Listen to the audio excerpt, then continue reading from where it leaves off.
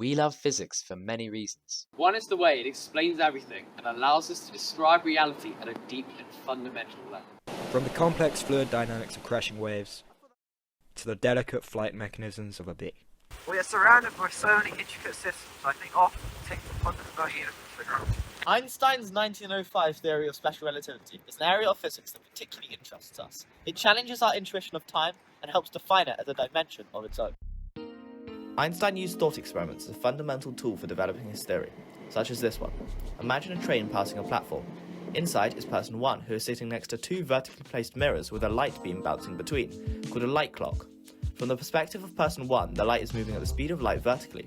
However, to person 2 on the platform, the light is moving vertically at the speed of light and horizontally at the speed of the train.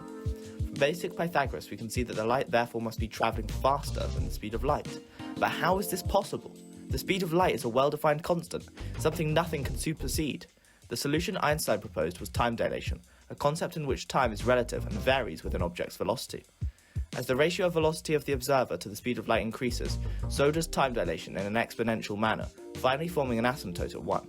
This can be modelled with the Lorentz factor as shown, which is derived in a similar way as shown previously.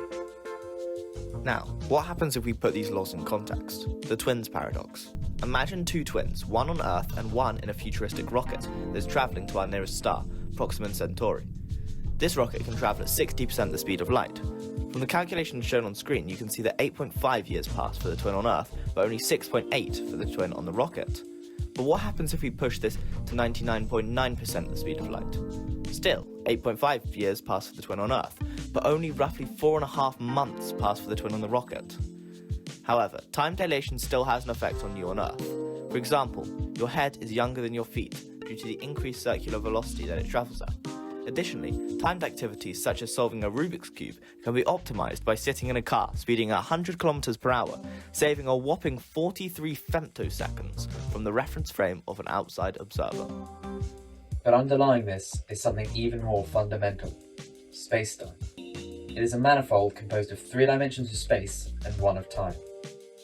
We can visualize it as a 2D graph with each axis representing one of these quantities.